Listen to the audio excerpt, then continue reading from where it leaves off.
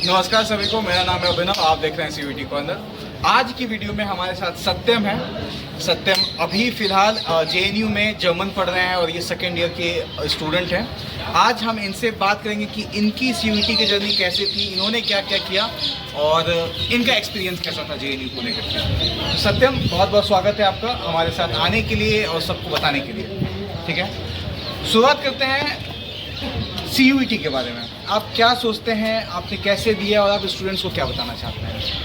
तो मैंने कोई खास, थोड़ा सा प्लीज़ जोर से बोलिए। मैंने कोई खास तैयारी तो ऐसी की नहीं थी, लेकिन जो अभी जिस प्रकार से बहुत कम समय बचा है सीयूईटी के लिए, तो मैं स्टूडेंट्स से यही कहना चाहूँगा कि वो ऐसे टॉपिक से फोकस करें जिनसे वो ज़्यादा नंबर ला सकें। बिल्कुल। उनको अब सिलेक्शन चाहिए, प्रिपरेशन नहीं करना है सर। तो सिलेक्शन के लिए इंग्लिश है, जनरल नॉलेज है या क्वांटिटेटिव एप्टीट्यूड है, उसके ऊपर ज़्यादा फोकस करें ताकि वो अपने मार्क्स को बढ़ा सके। और जो डिफरेंस क्रिएट होगा उनमें और टॉपर्स के बीच में, जो डिफरेंस होगा वो डिफरेंस क्रिएट करेगा क्वांटिटेटिव एप्टीट्यूड और इंग्लिश।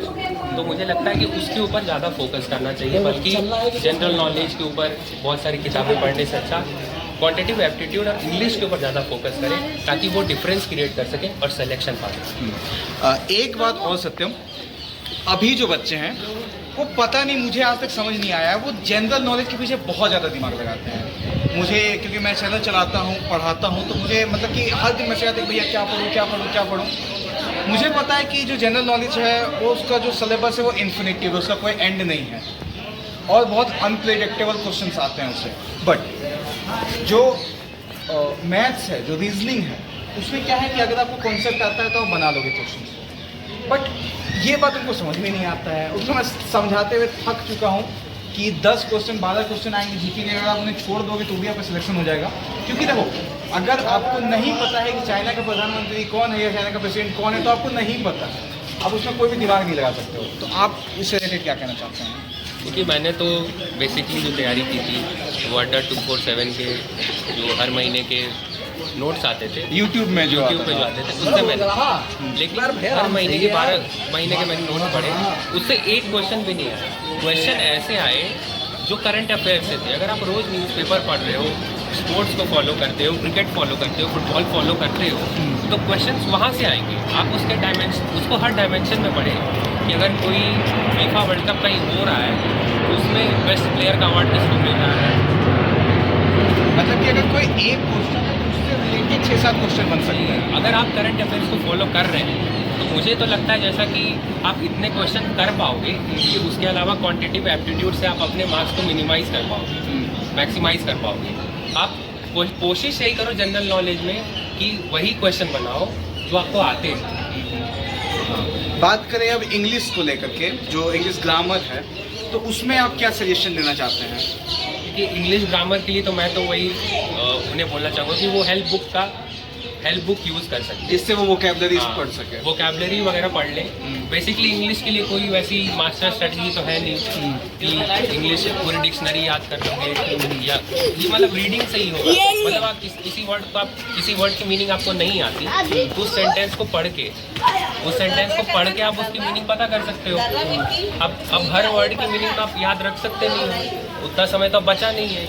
आपको मार्क्स अगर मैक्सिमाइज करना है तो आप एक उस तरह की ट्रिक सीखो ना। जैसे मैं कोई एक सेंटेंस पढ़ रहा हूँ और उसमें किसी वर्ड की मीनिंग मुझे नहीं पता, तो सेंटेंस के हिसाब से मुझे पता चल जाता है कि कौन सा वर्ड वहाँ सही बैठेगा। बिल्कुल। और मैं बता दूं कि अगर जो भी इंग्लिश लैंग्वेज के लिए जो भी थोड़े से फ्रस्ट्रेटेड हैं, अगर आप कॉम्प्रीहेंशन डेली प्रैक्टिस करते हैं, अनसीन पैसेज सत्यम, उससे ही 15 से 16 क्वेश्चन तो सिर्फ उससे ही आते हैं, जिसमें से आपको 40 क्वेश्चन बनाने रहेंगे 50 में से, और 50 में से 40 क्वेश्चन में से 15 क्वेश्चन तो सिर्फ और सिर्फ आपके कॉम्प्रीहेंशन से आएंगे। उसके बाद आपके आएंगे क्वेश्चन कंपोजिशन से, प्रीपोजिशन से, मॉडल वर्ब से, ये सब से, और जो बाकी बचा खुचा असर है वो आपका पूरा करता है वोकैबुलरी। तो प्लीज़, इंग्लिश बहुत ज़्यादा हार्ड नहीं है। अच्छा सत्यम, एक बात और, बहुत सारे स्टूडेंट हैं जो जेएनयू ऑप्ट करना चाहते हैं, इसरो ऑप्ट करना चाहते हैं। अब जेएनयू इसरो में क्या है कि आपको इंग्लिश का एग्ज़ाम देना होगा।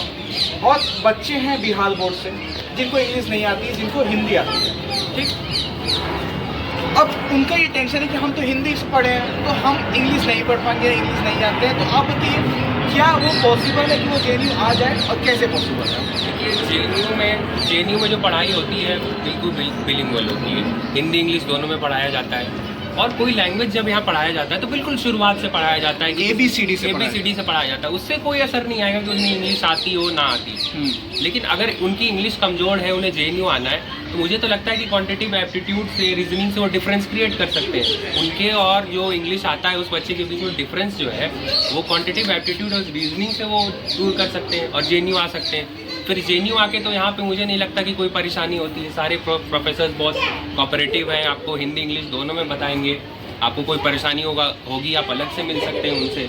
बिल्कुल। तो मुझे तो लगता है जैसे JNU में ज़्यादातर बच्चे बिहार और झारखंड यूपी से ही हैं और बहुत से बच्चे यूपी बिहार बोर्ड से हैं जिनकी इंग्लिश उतनी अच्छी नहीं है। मैक्सिमम बच्चे तो JNU में बिहार और यूपी से ही हैं। हाँ, तो मुझे नहीं लगता कि कोई उनको परेशानी यहाँ आ रही है। सभी मुझे लगता है कि अच्छा कर पा रहे हैं। बिल्कुल बिल्कुल बिल्कुल।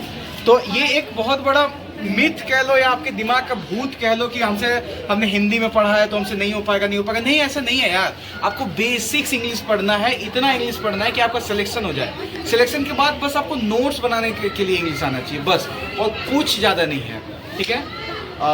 और अगर आप कुछ भी सत्यम कहना चाहे तो कह देते हैं। तो मैं सबको एक शुभकामना देना चाहूँगा कि अभी बहुत कम समय बचा है, लगभग 3 महीने बचे हैं। तो सभी फोकस करें, इस पे अपना समय लगाएं और JNU आए। फिर JNU आए तो यहाँ पे बहुत तरह की अपॉर्चुनिटीज़ हैं।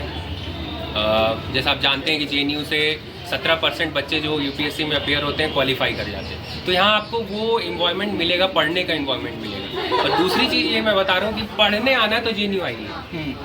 अगर आपको लैंग्वेज पढ़ना है तो आइए। उसके साथ अगर आप सोच रहे हैं कि कोई तैयारी कर लोगे UPSC की, तब मत आओ, क्योंकि यार बहुत मुश्किल है। आप यहाँ पे आओगे ये सोच करके कि मैं UPSC का तैयारी करूँगा, लैंग्वेज लेकर के नहीं हो पाएगा। सिंपल सा बात। अगर आपको लैंग्वेज में इंटरेस्ट है, अगर आप जर्मन लैंग्वेज, फॉरेन लैंग्वेज, कुछ भी लैंग्वेज पढ़ना चाहते हैं, स्वागत है आपका हिंदुस्तान की सबसे बेहतरीन यूनिवर्सिटी में। लेकिन अगर आप ये माइंडसेट से आ रहे हैं कि आप यहाँ पे लैंग्वेज पढ़ने के साथ साथ UPSC का प्रिपरेशन करोगे, नहीं कर पाओगे। तो प्लीज़ अपना माइंडसेट क्लियर करके आना। मुझे लगता है सत्यम सारे एस्पेक्ट पे बात हो गई, तो आपका बहुत बहुत शुक्रिया। और सबको हम दोनों की तरफ से और पूरी JNU की टीम की तरफ से बहुत बहुत शुभकामनाएं हैं आप लोग को एग्ज़ाम के लिए। अभी से लेकर के 3.5 महीने के बाद आपका एग्ज़ाम है। प्लीज़ फोकस कीजिए। Thank you.